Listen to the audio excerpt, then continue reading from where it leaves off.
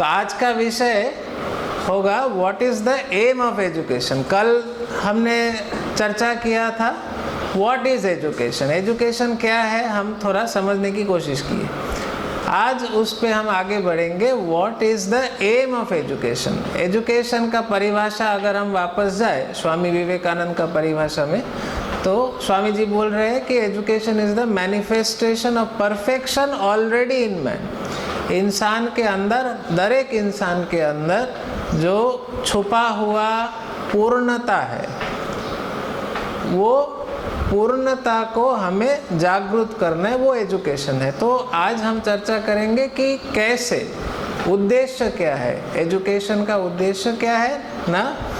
हमारे अंदर जो छुपा हुआ पूर्णता है, दिव्यता है, उसको जागृत करने का, manifestation of perfection already in man. अगर ये हमारा उद्देश्य है तो हम कैसे कर सकते हैं। हमारा एक वैदिक प्रार्थना है, हम लोग लगभग स्कूलों में रोज उस प्रार्थना को गाते भी हैं। थोड़ा उस प्रार्थना को अगर हम समझ के गाए तो एजुकेशन का उद्देश्य उसी प्रार्थना में छुपा हुआ है। असतो माँ सद्गमय, तमसो माँ ज्योतिर्गमय, मृत्योर्मा अमृतंगमय। ये 3 लाइन में वेद में हमें एजुकेशन का उद्देश्य, द एम ऑफ एजुकेशन एकदम साफ पता चल जाता है। असत अवस्था से सत अवस्था में हमें लेके चले।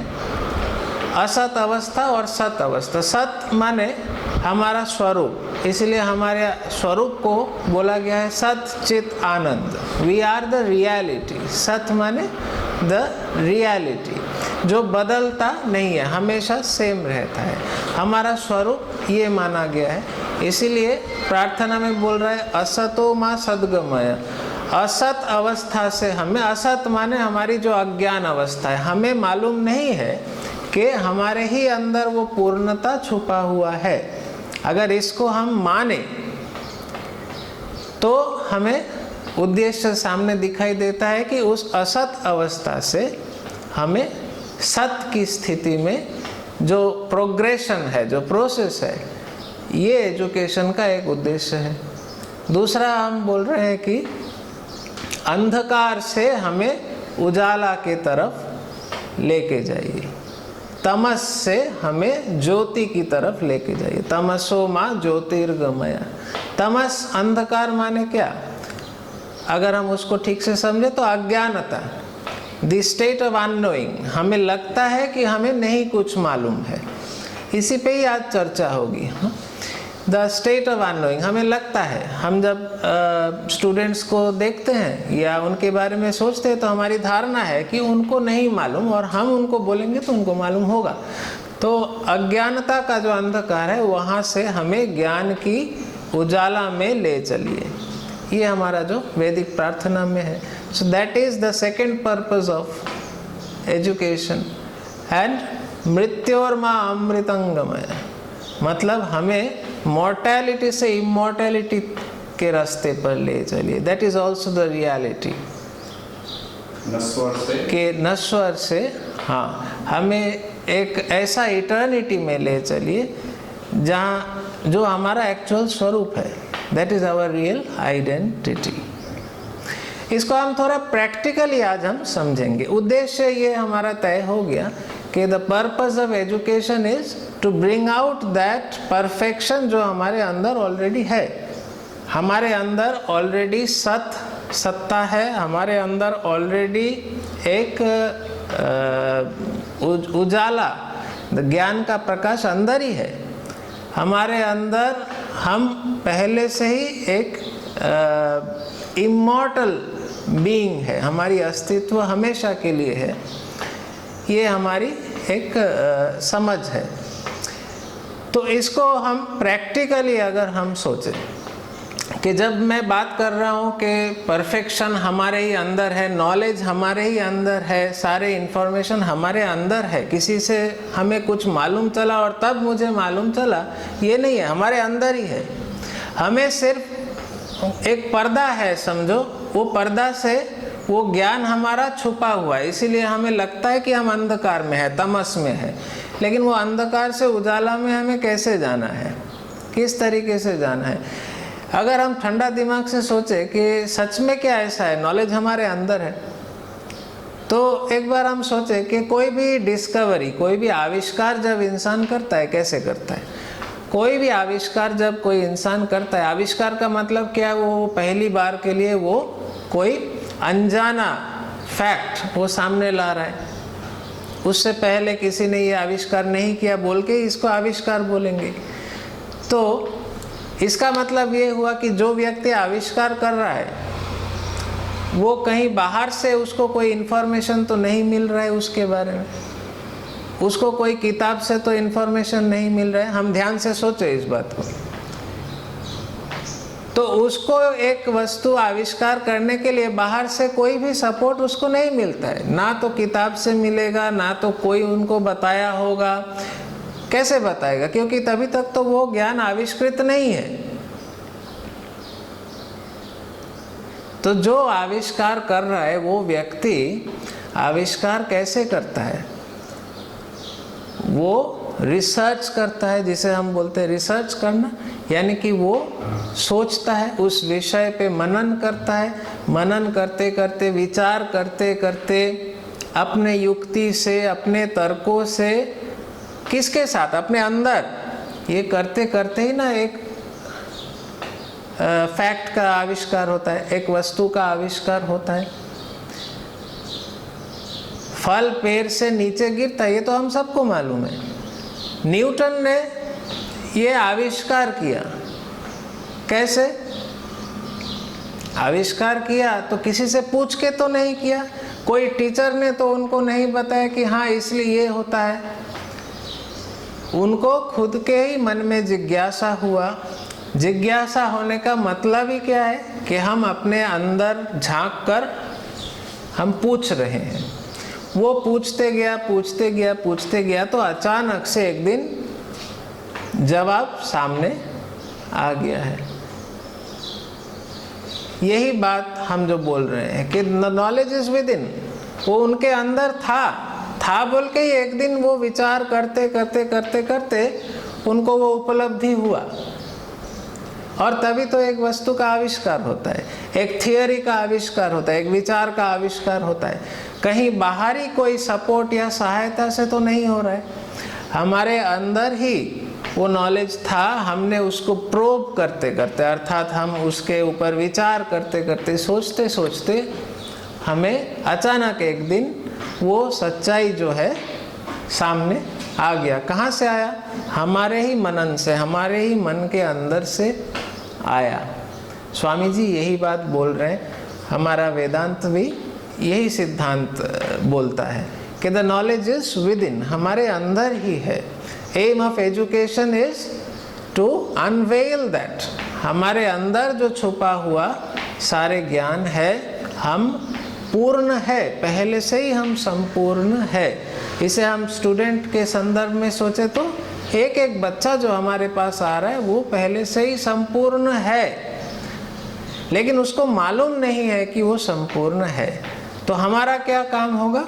And that is also the aim of education, लक्ष्य के हम मदद करें उनकी वो अज्ञानता की स्थिति से वो रियलाइजेशन तक पहुँचे कि हाँ मेरे अंदर ही सब कुछ है, मैं ही वो पावरफुल बीइंग हूँ।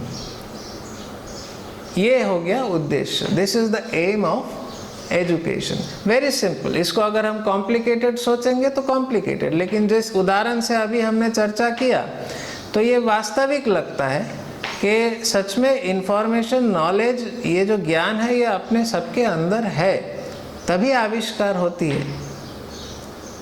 क्योंकि आविष्कार तो एक पहली बार हुआ, पहले तो किसी ने बताया नहीं था, तो उसकी कोई रेफरेंस नहीं है, वो कोई किताब में लिखा हुआ नहीं है, इंटरनेट सर्च करने से नहीं मिलेगा। ये कहीं ना कहीं अपने अंदर से ही आता है। प्रैक्टिकली हम इसको कैसे इम्प्लीमेंट करें, अब ये समझना ज़रूरी है। थियोरेटिकली तो हम समझ गए कि हमारे अंदर ही दिव्यता है, पूर्णता है।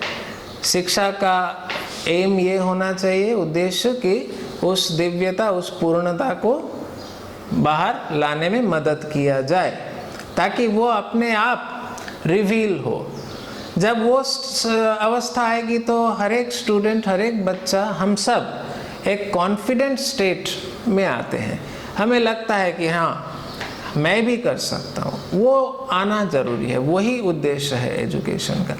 प्रैक्टिकली हम स्कूलों में कैसे करें, कॉलेजों में कैसे करें, जहाँ भी हम पढ़ाते हैं, हमारे पास बहुत सारे स्टूडेंट्स आते हैं।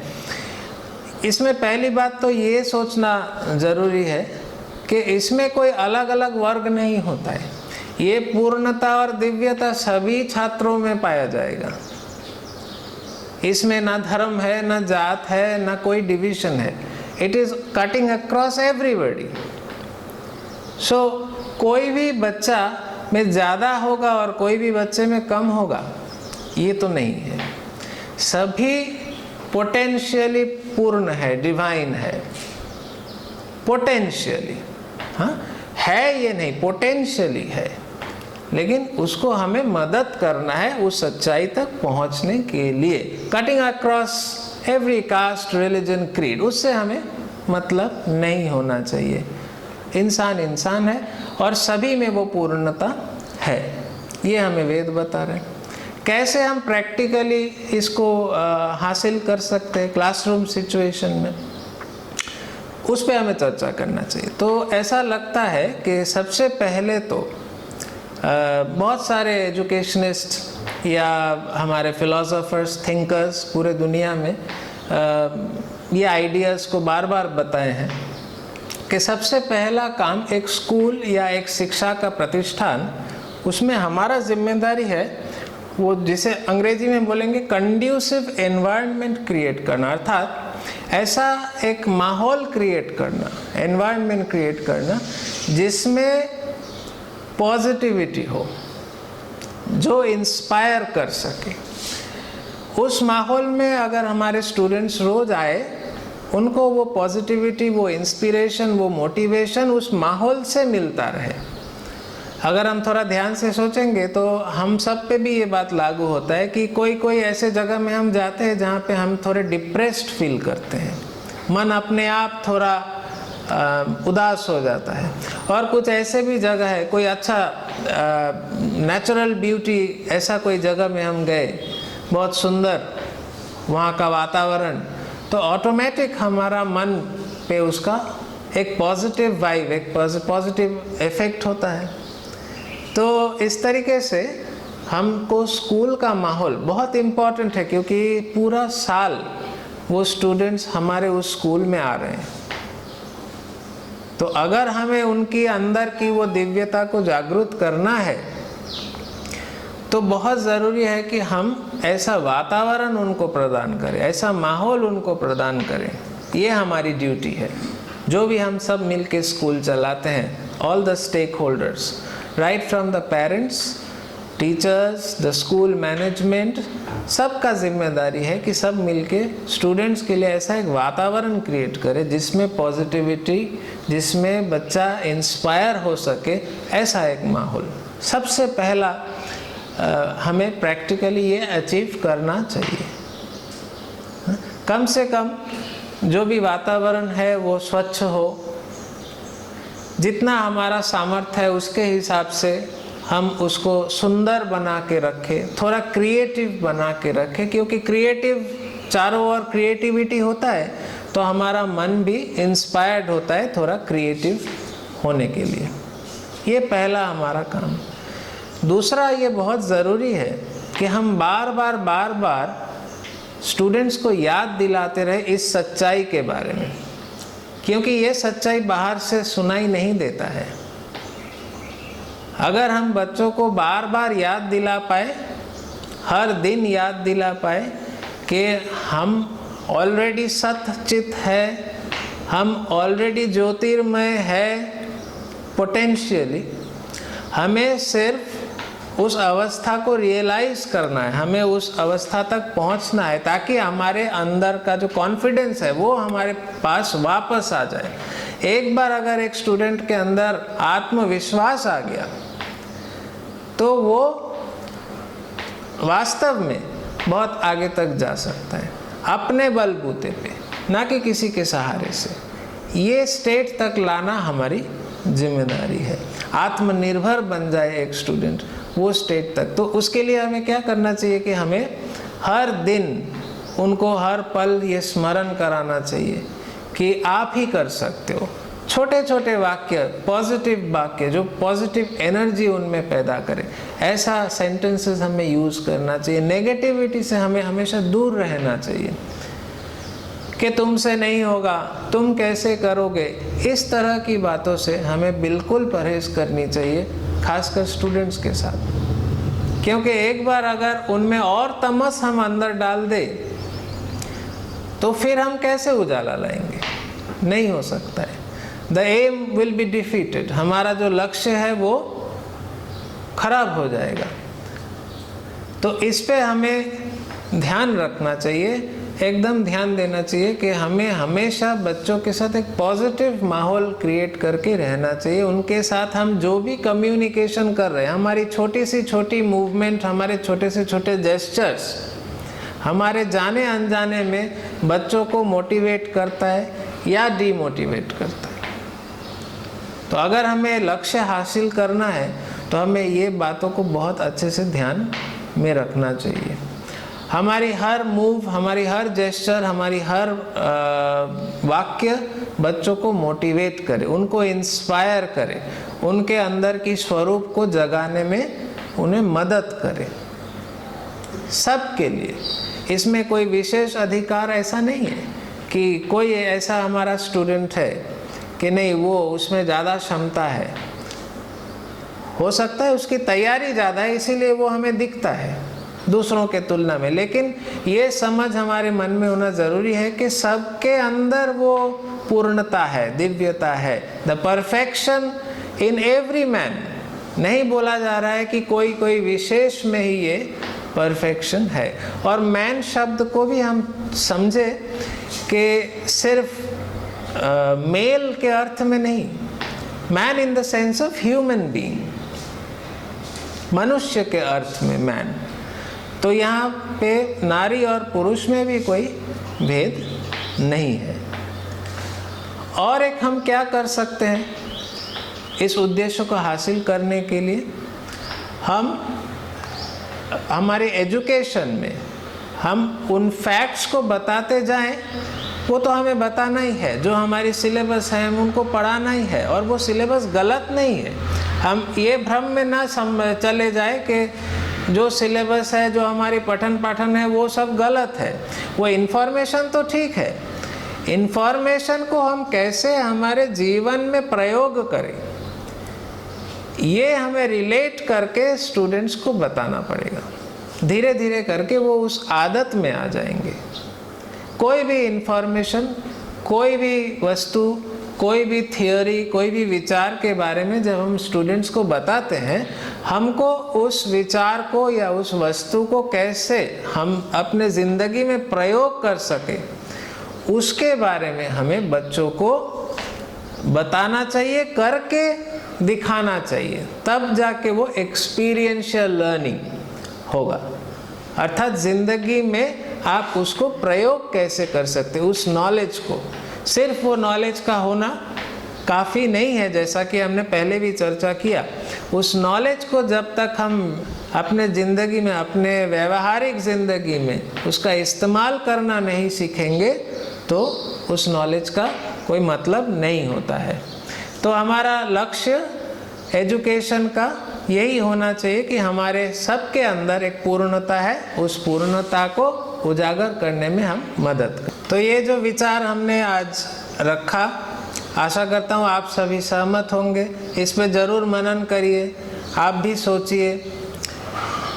ऐसा जैसे मैंने बताया, बिना सोचकर इसको मानना ये लक्ष्य नहीं है, इस पे मनन होता रहना चाहिए। और आज का विषय से एक जो मूल बात जो अगर कुछ उभर के आता है तो वो ये है कि दिव्यता हमारे अंदर है। Look within, we have to look within. How to look within, किस तरीके से हम अपने अंदर झांके ताकि हमारे अंदर की जो दिव्यता है, पूर्णता है, वो हम उजागर कर सके, इस पे हम चर्चा करेंगे अगले सेशन में।